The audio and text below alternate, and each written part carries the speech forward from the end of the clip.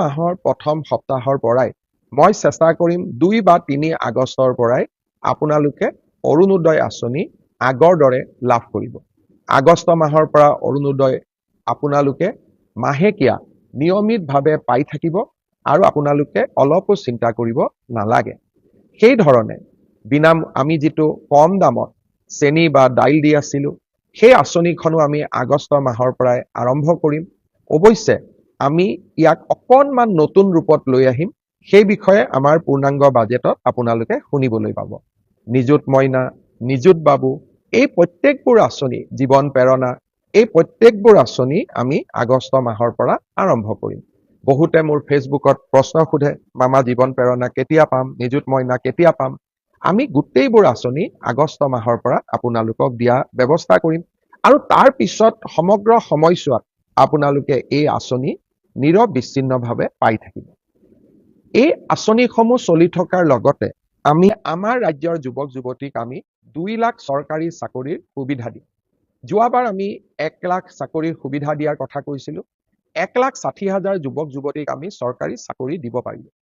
এইবাৰো আমি 2 লাখ ল'ৰা ছোৱালীক কেনেকৈ চাকৰি দিব পাৰোঁ, কোন বিভাগত কিমান পদ খালী আছে, পদোন্নতিৰ জৰিয়তে নতুনকৈ কিমান পদ সৃষ্টি কৰিব পাৰি, নতুনকৈ কেনেকৈ বেটেলিয়ন আদি নিৰ্মাণ কৰিব পাৰি, এই কথাবোৰো ইতিমধ্যে আমি আলোচনা আৰম্ভ কৰি দিছোঁ। অৰ্থাৎ নিৰ্বাচনৰ সময়ত দিয়া প্ৰতিশ্ৰুতিবোৰ কেৱল মাত্ৰ নিৰ্বাচনী প্ৰতিশ্ৰুতি নহয়, ই আমাৰ উন্নয়নৰ মন্ত্ৰ, অসমক বিকাশৰ পথলৈ আগুৱাই লৈ যোৱাৰ এক আমাৰ বাবে পবিত্ৰ দায়িত্ব আৰু কৰ্তব্য। তাক আমি সদায়ে স্বীকাৰ কৰোঁ আৰু অসমৰ ৰাইজৰ বাবে আমি এনেকৈয়ে নিৰলস আমি কাম কৰি গৈ থাকিম। অসমৰ সংস্কৃতি, অসমৰ পৰিচয়, এই গোটেইবোৰ আমাৰ বাবে ৰাজনৈতিক শ্লোগান নহয়। অসমৰ আইডেণ্টিটি, অসমৰ স্বাভিমান, অসমৰ সংস্কৃতি, অসমৰ ভূমিৰ ৰক্ষণাবেক্ষণ, আমাৰ এই গোটেই সিদ্ধান্ত বা গোটেই আদৰ্শসমূহ ৰাজনীতি বা ইলেকশ্যনৰ সময়ত হোৱা আদৰ্শ নহয়, ই আমাৰ এক কৰ্মযজ্ঞ। অনাগত দিনসমূহত অসমবাসী আৰু অসমীয়াৰ বাবে আমি নিৰন্তৰ কাম কৰি যাম। তাত আমি কেতিয়াও পিছ হুহুকি নাহোঁ। শ্ৰদ্ধাৰ ৰাইজ, অহা 1, 2, 3 জুলাই এই তিনিওটা দিন অসমৰ কাৰণে হয়তো এক গুৰুত্বপূৰ্ণ দিন হ'বগৈ পাৰে। প্ৰধানমন্ত্ৰী নৰেন্দ্ৰ মোদী ডাঙৰীয়াৰ প্ৰচেষ্টাত এই 3টা দিনত হয়তো আমি এগৰাকী অতিকে শক্তিশালী গুৰুত্বপূৰ্ণ বিদেশী আলহীক আদৰিবৰ বাবে সুযোগ পাম।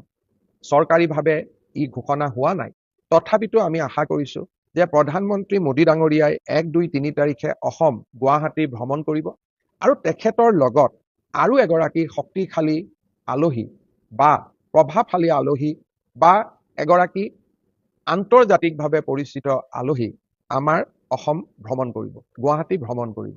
তাৰ কাৰণে মহানগৰীখনক সুন্দৰভাৱে সজাই পৰাই তোলাৰ আমি ব্যৱস্থা আৰম্ভ কৰিছোঁ। কাৰণ এনে ধৰণৰ অতিথিক আদৰাৰ সুযোগ হয়তো এজন মানুহৰ জীৱনকালত এবাৰেই হ'ব পাৰে। এনে ধৰণে আমি যাতে আমাৰ আলহীক উপযুক্ত ধৰণে আমি আদৰণি জনাব পাৰোঁ, তাৰ কাৰণে আমি মহানগৰীৰ সৌন্দৰ্য বৃদ্ধিৰ বাবে ব্যৱস্থা হাতত লৈছোঁ। আপোনালোকৰ মই সহযোগিতা আশা কৰিম। এই কেইটা দিন আমি যাতে আমাৰ অতিথি পৰায়ণৰ উৎকৃষ্টতম উদাহৰণ দিব পাৰোঁ। আৰম্ভ হ'ল কাজিৰঙাৰ এলিভেটেড কৰিডৰৰ নিবিদায় প্ৰক্ৰিয়া ইতিমধ্যে আৰম্ভ হ'ল। অহা এমাহৰ ভিতৰত নুমলীগড় আৰু গহপুৰৰ মাজৰ যি আমি প্ৰায় 18,000 কোটি টকাৰে সুৰংগ নিৰ্মাণ কৰিম, তাৰো নিবিদা প্ৰক্ৰিয়া এই মাহৰ ভিতৰতে অৰ্থাৎ জুলাই মাহৰ ভিতৰতে আৰম্ভ হ'ব। ইয়াৰ উপৰিও মই নতুন দিল্লীত থকা সময়ছোৱাত প্ৰধানমন্ত্ৰী নৰেন্দ্ৰ মোদী ডাঙৰীয়া আৰু কেন্দ্ৰীয় পথ পৰিবহণ মন্ত্ৰী নীতিন গাডকাৰী ডাঙৰীয়াক লগ পোৱাৰ মোৰ সৌভাগ্য হৈছিল। তেখেতসকলে মোক 3টা আঁচনি অসমৰ বাবে খুব তৎপৰতাৰে অনুমোদনৰ প্ৰতিশ্ৰুতি দিছে। ইয়াৰ প্ৰথম আঁচনিটো হ'ল বাইহাটা চাৰিআলিৰ পৰা তেজপুৰৰ মিছন চাৰিআলিলৈকে এই সমগ্ৰ পথছোৱা 4 লেনযুক্ত হিচাপে নিৰ্মাণ কৰা। ই এটা বহুদিনীয়া দৰং আৰু শোণিতপুৰৰ ৰাইজৰ বহুদিনৰ দাবী আছিল। বাইহাটা চাৰিআলি আৰু মিছন চাৰিআলিৰ ৰাস্তা 4 লেনযুক্ত হোৱাৰ লগে লগে ই পোনে পোনে আহি গুৱাহাটীৰ ৰিং ৰোডত খুন্দা খাব। অৰ্থাৎ ৰিং ৰোডৰ পৰাই গুৱাহাটীক টাচ নকৰাকৈ আমি জাগিৰোডলৈ যাব পাৰিম, সোণাপুৰলৈ যাব পাৰিম আৰু ৰঙিয়া আদিলৈকেও আমি ডিৰেক্টলি 4 লেনযুক্ত ৰাস্তাৰে আমি যোৱাৰ সুযোগ পাম। ইয়াৰ উপৰিও আৰু এটা নতুন আঁচনি আমি আনিব খুজিছো। সেইটো হ'ল গুৱাহাটী বিমানবন্দৰৰ পৰা গড়ল, ধাৰাপুৰ, গুৱাহাটী বিশ্ববিদ্যালয় এই 10-12 কিলোমিটাৰ পথ আমি এটা এলিভেটেড কৰিডৰ অৰ্থাৎ 10 কিলোমিটাৰৰ এখন উৰণীয়া সেতু আমি নিৰ্মাণ কৰিব খুজিছো, যাতে গুৱাহাটী বিমানবন্দৰলৈ জালুকবাৰীৰ পৰা মাত্ৰ 7 বা 8 মিনিটতে আমি গৈ পাব পাৰো। এই আঁচনিখনো অহা কিছু মাহৰ ভিতৰতে অনুমোদন হ'ব বুলি ভাৰত চৰকাৰে আমাক অৱগত কৰিছে। তৃতীয়তে আমি এটা ডাঙৰ আঁচনি হাতত লৈছিলো, সেয়া হ'ল শিলিগুৰিৰ পৰা শিলচৰ এটা নতুন এক্সপ্ৰেছ হাইৱে। ইয়াৰে প্ৰথম পৰ্যায় শিলচৰৰ পৰা বৰাপানীলৈ প্ৰায় 25,000 কোটি টকাৰ এখন বিশাল আঁচনি ইতিমধ্যে প্ৰধানমন্ত্ৰী নৰেন্দ্ৰ মোদী ডাঙৰীয়াই শিলচৰত আধাৰশিলা কৰিছিল। তেখেতক কৃতজ্ঞতা জনাইছো। ৰাজ্যৰ দায়িত্বভাৰ গ্ৰহণ কৰাৰ পিছৰে পৰা আমি ইতিমধ্যে আমাৰ কৰ্মযজ্ঞত আমি নিজকে নিয়োগ কৰিছো। আমাৰ ৰাজ্যত বিধানসভাৰ জৰিয়তে প্ৰথম এমাহৰ ভিতৰতে ইউনিফৰ্ম চিভিল কোড অৰ্থাৎ UCCৰ যি অনুমোদন বিধানসভাৰ জৰিয়তে আমি যি অনুমোদন লাভ কৰিলো, সি আমাৰ এক ডাঙৰ নিৰ্বাচনী প্ৰতিশ্ৰুতি পূৰণো হ'ল আৰু সামাজিক ন্যায় প্ৰতিষ্ঠাৰ ক্ষেত্ৰত এক মহা ঘটনালৈ ৰূপান্তৰ পালে। যোৱা কেইটামান দিনত আমি কেইবাটাও গুৰুত্বপূৰ্ণ সিদ্ধান্তও গ্ৰহণ কৰিছো। আমাৰ ৰাজ্যত যেতিয়া নিৰ্বাচন হয়, নিৰ্বাচনৰ আগতে মাত্ৰ 4 মাহ চৰকাৰৰ টকা পইচা খৰচ কৰাৰ বাবে আমি ভোট অন একাউণ্টছ আমি গ্ৰহণ কৰো। কাৰণ নিৰ্বাচনত কোন ৰাজনৈতিক দল জিকিব সি ঠিক হৈ নাথাকে।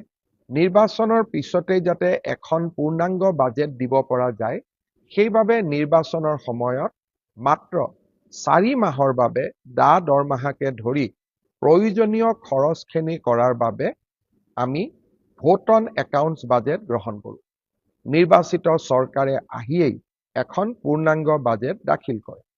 অহা 6 জুলাইৰ পৰা অসমত বিধানসভাৰ অধিৱেশন আৰম্ভ হ'ব আৰু পূৰ্ণাংগ বাজেট আমি জুলাই মাহত গ্ৰহণ কৰিব পাৰিম। আমাৰ আই মাতৃসকলে বিভিন্ন উন্নয়নমূলক আঁচনিৰ লগত যোৱা মাহটোত নিজকে জড়িত কৰিব পৰা নাই। কাৰণ আমাৰ ভোট অন একাউণ্টছ বাজেটৰ বাবেই আমি এনেধৰণৰ উন্নয়নমূলক কাম কাজসমূহ কৰিব পৰা নাই। মই ইতিমধ্যে সংবাদ মাধ্যমত কৈছো, কিন্তু আজি মই আপোনালোকক আকৌ এবাৰ ক'ব খুজিছো যে আগষ্ট মাহৰ প্ৰথম সপ্তাহৰ পৰাই মই চেষ্টা কৰিম 2 বা 3 আগষ্টৰ পৰাই আপোনালোকে অৰুণোদয় আঁচনি আগৰ দৰে লাভ কৰিব। আগষ্ট মাহৰ পৰা অৰুণোদয় আপোনালোকে মাহেকীয়া নিয়মিতভাৱে পাই থাকিব আৰু আপোনালোকে অলপো চিন্তা কৰিব নালাগে। সেই ধৰণে আমি যিটো কম দামত চেনি বা দাইল দি আছিলো, সেই আঁচনিখনো আমি আগষ্ট মাহৰ পৰাই আৰম্ভ কৰিম। অৱশ্যে আমি ইয়াক অকণমান নতুন ৰূপত লৈ আহিম। সেই বিষয়ে আমাৰ পূৰ্ণাংগ বাজেটত আপোনালোকে শুনিবলৈ পাব। নিযুত মইনা, নিযুত বাবু, এই প্ৰত্যেকবোৰ আঁচনি, জীৱন প্ৰেৰণা, এই প্ৰত্যেকবোৰ আঁচনি আমি আগষ্ট মাহৰ পৰা আৰম্ভ কৰিম। বহুতে মোৰ ফেচবুকত প্ৰশ্ন সোধে, মামা জীৱন প্ৰেৰণা কেতিয়া পাম, নিযুত মইনা কেতিয়া পাম?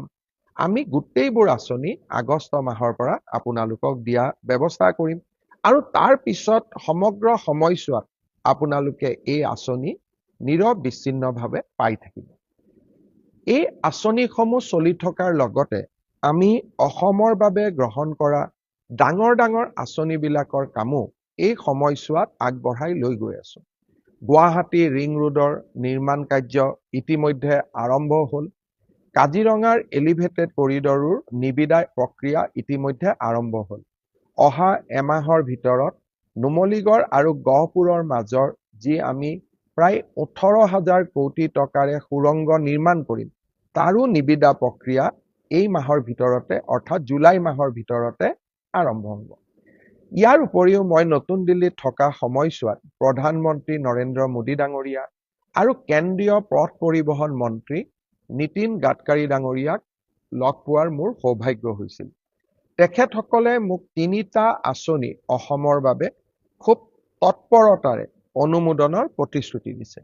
ইয়াৰ প্ৰথম আঁচনিটো হ'ল বাইহাটা চাৰিআলিৰ পৰা তেজপুৰৰ মিছন চাৰিআলিলৈকে এই সমগ্ৰ পথছোৱা 4 লেনযুক্ত হিচাপে নিৰ্মাণ কৰা। ই এটা বহুদিনীয়া দৰং আৰু শোণিতপুৰৰ ৰাইজৰ বহুদিনৰ দাবী আছিল। বাইহাটা চাৰিআলি আৰু মিছন চাৰিআলি ৰাস্তা 4 লেনযুক্ত হোৱাৰ লগে লগে ই পোনে পোনে আহি গুৱাহাটীৰ ৰিং ৰোডত খুন্দা খাব। অৰ্থাৎ ৰিং ৰোডৰ পৰাই গুৱাহাটীক টাচ নকৰাকৈ আমি জাগিৰোডলৈ যাব পাৰিম, সোণাপুৰলৈ যাব পাৰিম আৰু ৰঙিয়া আদিলৈকেও আমি ডিৰেক্টলি 4 লেনযুক্ত ৰাস্তাৰে আমি যোৱাৰ সুযোগ পাম। ইয়াৰ উপৰিও আৰু এটা নতুন আঁচনি আমি আনিব খুজিছো। সেইটো হ'ল গুৱাহাটী বিমানবন্দৰৰ পৰা গড়ল ধাৰা